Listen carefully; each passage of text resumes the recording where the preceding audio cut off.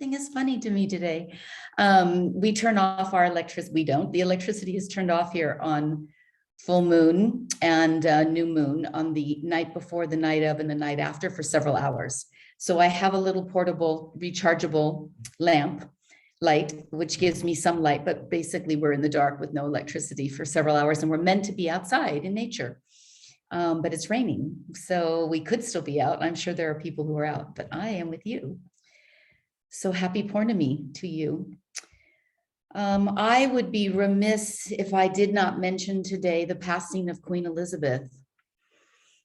Such an icon of the 20th and 21st centuries. She was something, a woman who had such a keen sense of her responsibility and her path and her intuitive nature. So many things that she juggled in her personal life and in the public life that she led. I mean, she worked up until, the day before she took to her bed. It was really something in a life that was unchosen, a life that was thrust upon her. And she had such dignity and such style. She had a life on full throttle, that lady, something. So now we have a new king. I heard they said on the news today that it'll be another century given the families now and the lineage before there would be even a possibility of a queen. It'll be king, king, king, king. So we got to have in our lifetime a queen, something. I wanted to just let you know that in the email that I'll send out this week, I'm going to list the names of the ladies that I have a reservation for our January retreat. In the event that I have included you and you're not able to come, or I have not included you and you would like your name to be included, I would just want to keep straight who's planning to come and who isn't. So I will put that as the first topic on our email coming out this week. So today I'd like to speak on the topic of freedom, what it means when we speak of personal freedom. So in the Western vernacular, freedom is often associated with resources, power, individual choice. But this type of freedom relies on data, pieces of information, and knowledge. The powerful in our Western society have knowledge and they have resources. But knowledge on its own can be an obstacle to freedom because it may not be truth, and we may get stuck in knowledge. So knowledge is data stored in our memory. It's by the nature of the word memory, it signifies something that we have remembered and brought forth from the past. So knowledge is something learned or experienced, and we've committed it to our memory. And it may be a mental memory, it might be a cellular memory or an energetic memory, but it's something that's already happened. And we have contained it and kept it as part of our knowingness. And this can be very useful for us in many instances, but this is the place where we see our judgments that come up for us around relationships, individuals, or situations when we have had an experience of something happening or unfolding in a certain way. Historically, we automatically expect that to occur in our present situation unless we take a concerted amount of effort to say just because it's happened in the past does not predicate it happening again. However, this is the way our brain functions. Our brain takes information of experiences and things we have learned and categorizes them.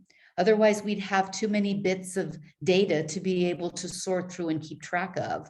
So we label people, places, emotions before they have an opportunity to be created anew. And this is limiting, and it's not in alignment with the truth that very little of our life is really eternal or stays the same. Most of life is simply a set of changes, adaptations, revisions, and redos.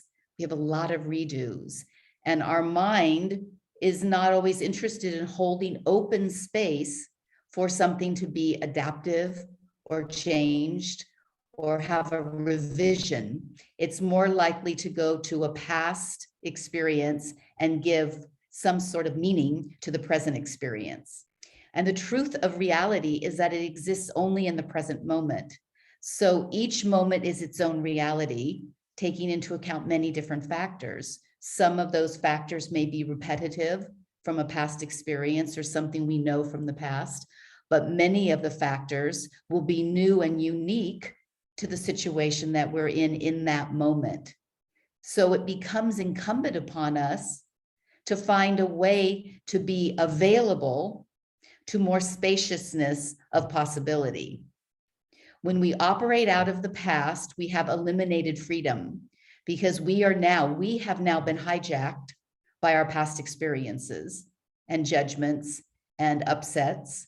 Whatever has happened in the past, however it has been left with us, even a very positive situation, because that can set us up for expectation that something similar should be as exciting or as new or as vibrant or however we want to label it, but that it should have a similar level of experience for us. And then we walk into a disappointment because last time it was this, and this time it's not as good. It's not as good. The food's not as good. The ambience is not as good. The conversation wasn't as good. So we're always in this comparison between what we're holding as our knowledge or our experience of the past. So if we practice manifesting in our lives, which I think all of us here attempt to practice, we're generally always trying to manifest something positive. So we look at how do we create a new experience, a new relationship to something. So we also have to understand that we can also manifest less than agreeable energy when we lack freedom, because we're manifesting containment. And we do not want to be contained, ladies. This is the last thing we want as we move into the ages that we are, and we move into the life that we have in front of us, is that we want total freedom of experience. And when I say that, it's not external freedom, it's internal freedom. The ultimate freedom we're searching for and that will give us the most joy and bliss is internal freedom. The external world will have a certain amount that we can dictate, but it will always have its own expression and its own problems and its own foibles and whatever's happening. But internally, we have an opportunity with our maturity to understand that every situation is unique to itself and that the possibility of new things happening is 100%. It's not even like 90%. It's 100% that every situation will be different in at least one small or significant way, if not many more. So freedom is being able to place knowledge and experience into this cauldron that we call now, and then waiting patiently to see what manifests. So instead of us deciding emotionally, intellectually, even on the way we're feeling into it, how we're feeling as a body, before we come to a conclusion based on our knowledge and experience, we wait. And we allow for whatever is bubbling up to have more spaciousness. Because it's quite possible that what we would imagine could happen in any given situation is only a fragment of what the potential is. And that we are basically cutting off pieces of our potential of experience by already deciding the latitude and the range for which something's going to happen. Freedom is not having to decide that. Freedom is saying, I can walk into a situation and I can allow it to unfold in its reality, the truth of what it is, without having to give context to it.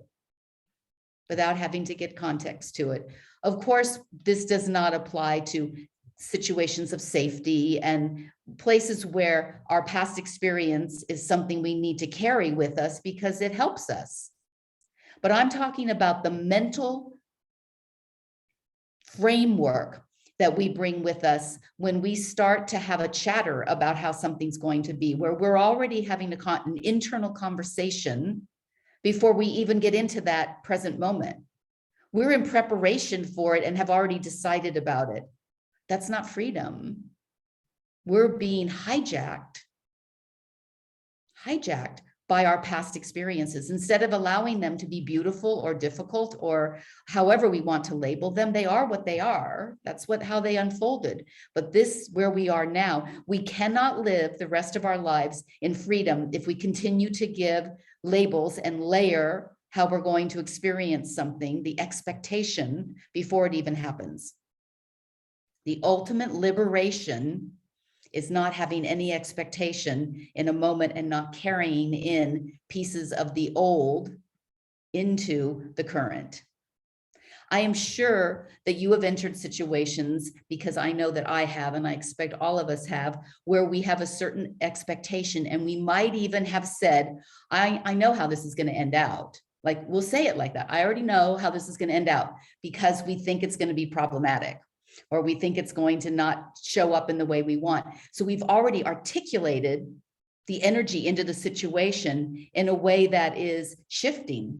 The energy we put in when we are so powerful in our manifestation that when we start to throw something into the circle of this is how it's going to be, we can often create that.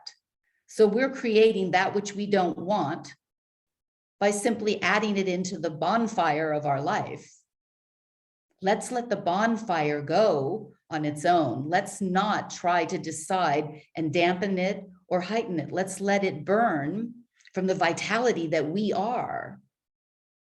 Creation anew comes out of orderly chaos, the unknown, the uncharted possibilities. This is a place that is very uncomfortable for many people. This is how it, particularly in our Western community, because we have spent our lives trying to accumulate bits and pieces of knowledge and experience that can help us predict and help us control and structure how things turn out. And we have an idea that if we do that, we're going to be able to aim it in the right direction to get the best possible outcome. And I am here to say that we don't know what that best possible outcome is, because often it's an outcome we've never experienced. So we don't even know how to label it. But as soon as we set those constraints and those restrictions, we no longer have the possibility of that expanded experience. Projections of a situation or a person or an opportunity create attitudes, create fears, create outcomes that are less than or more than what is truth.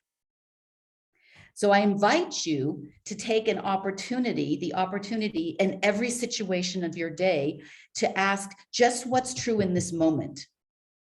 What's true? The wind's blowing or the wind isn't blowing, or I'm cold or I'm not cold, or I need something or I don't need something, but not projecting, simply what is true in this exact moment. And start to notice how much layering we put on top of things in order to give more context to them. We bring in situations and titles and words that may or may not even apply. And we have to pay keen attention to how it is that we're handling situations in our lives and start to look at it. It's a habit. So until we start to dissect that habit and start to say, in each moment, I can be there fresh.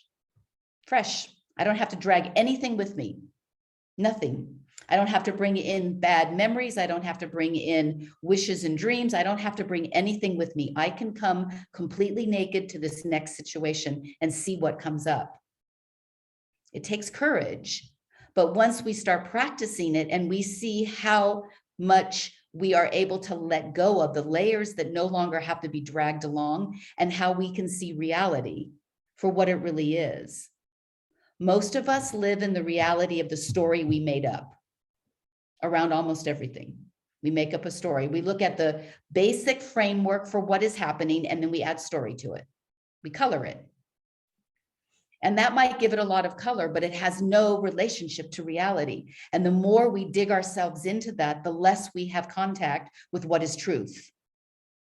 And truth is evolving in each and every moment. So we have to be consciously aware We can't just sit. It's changing all the time. What's happening in a room, in a situation, in a teaching, in a relationship, in a conversation, at a meal, when we're driving on the street, everywhere. It's constant recreation.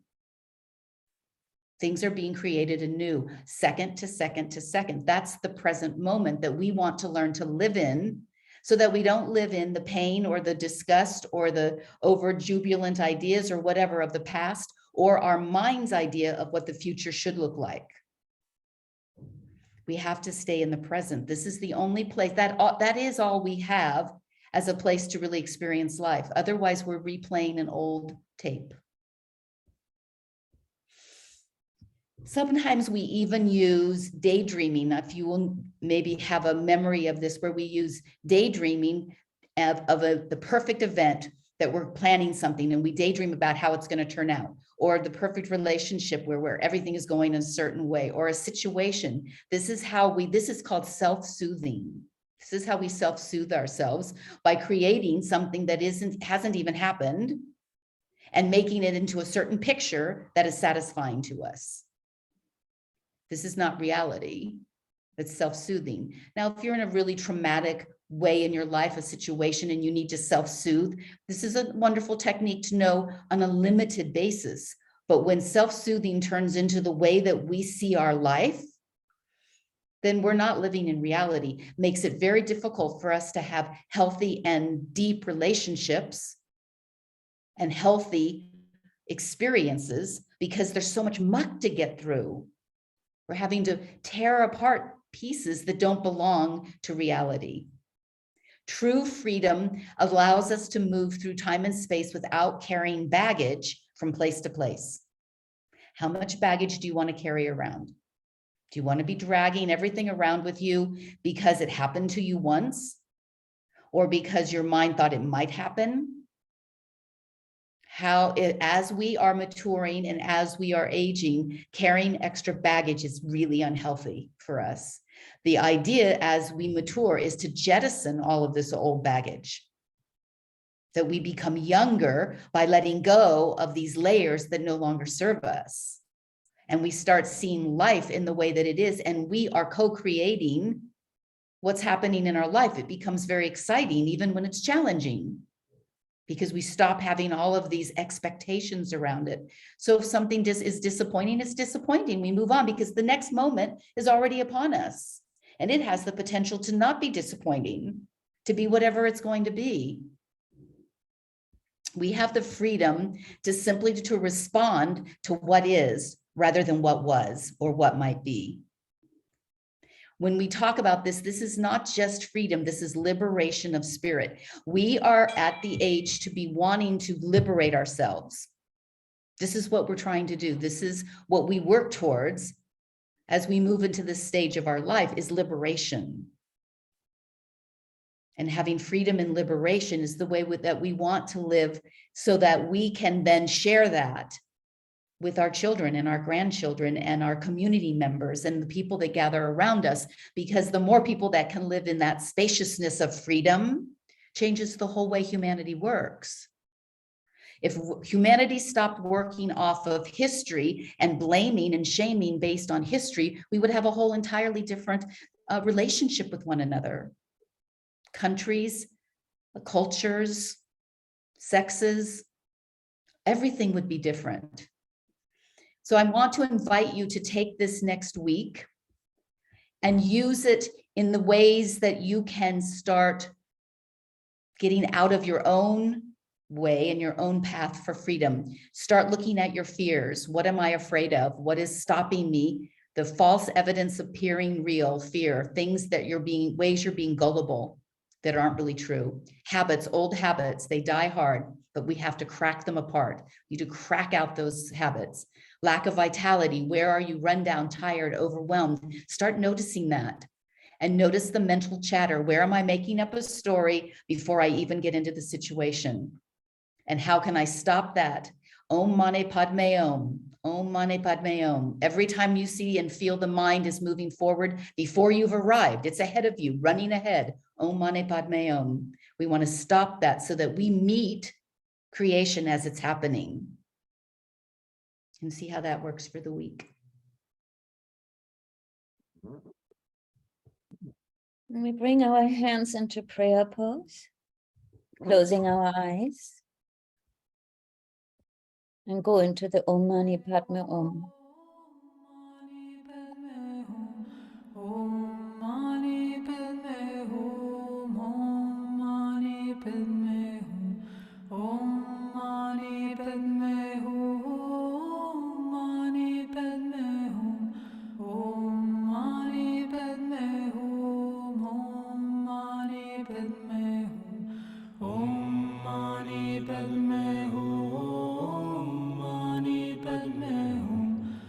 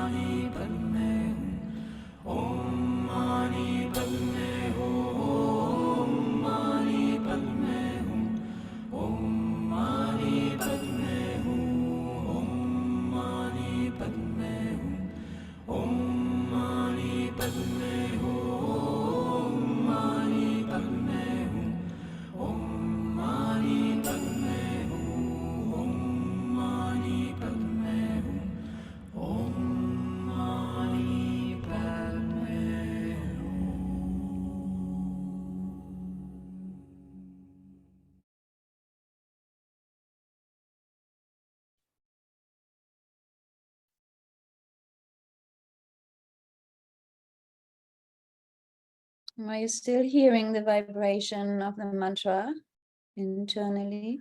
Let your left hand slide into your lap. Left palm is facing upward. Right hand slides in front of your face.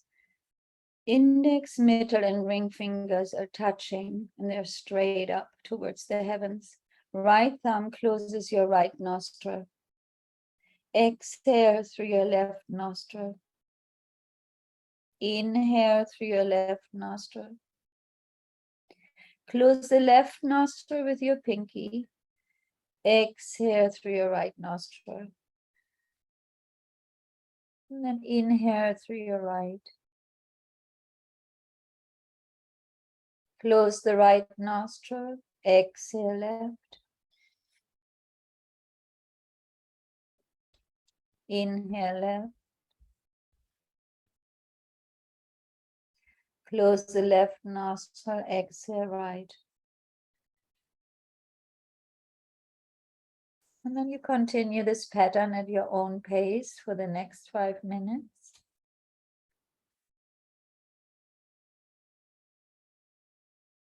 Make sure your breath is relaxed and not forced in any way.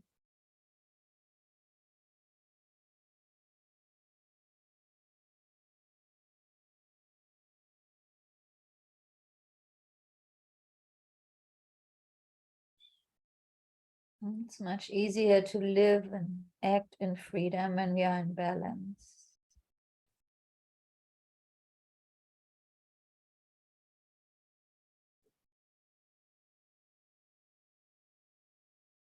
We're balancing right now the left and the right side of the hemisphere of our brain, the yin and yang within ourselves, the moon and the sun, the water and the fire. And we're balancing even our hormones right now.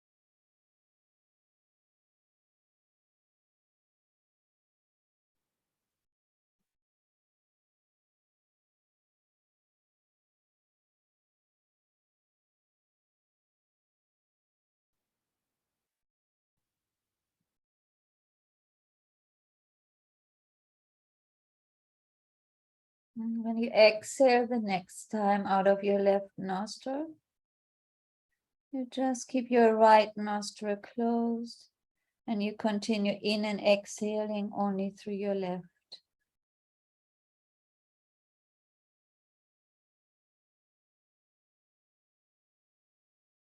Connecting our energy with the full moon.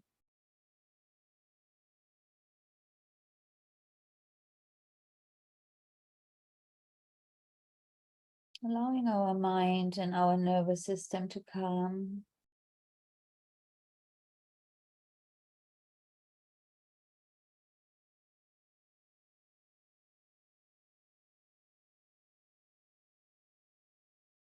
And see that you keep your head up, spine erect as much as possible.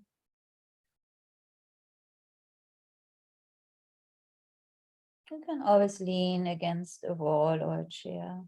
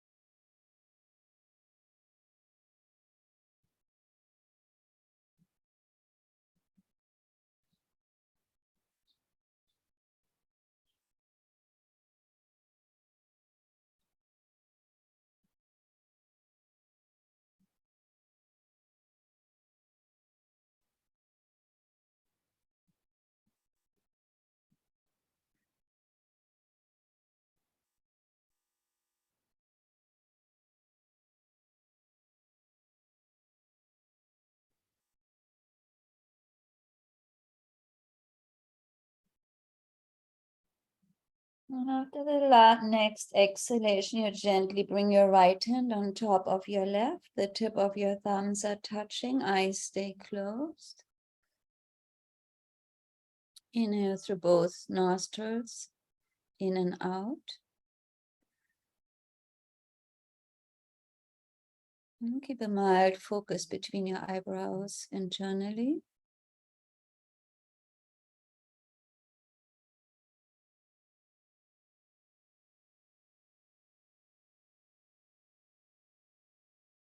And just follow your life force coming in and going out.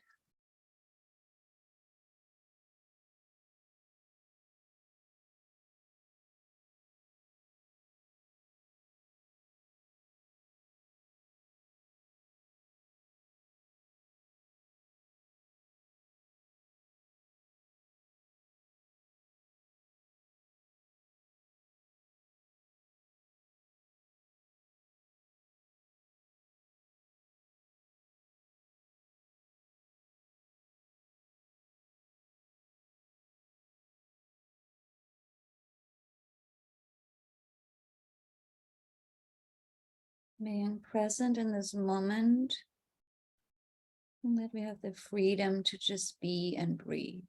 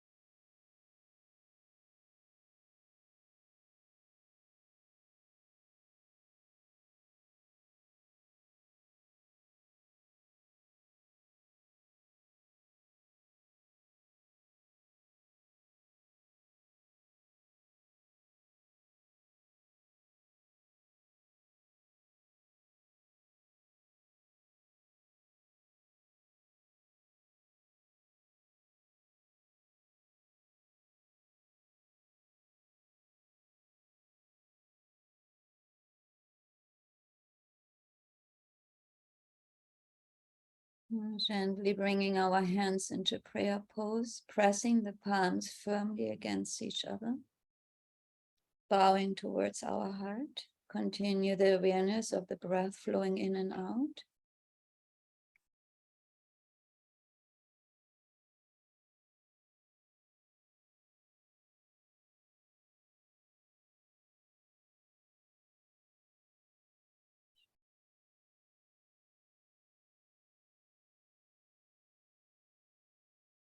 And then we close with our Om Shanti, Shanti, Shanti. Inhale deeply. Om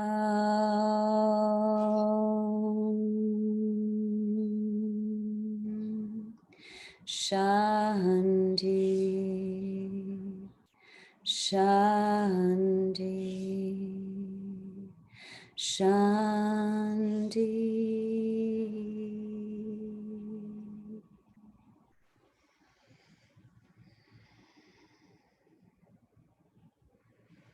Explore your freedom. We see you next week. Enjoy your freedom. It's your birthright. It's your natural state. Practice being in it.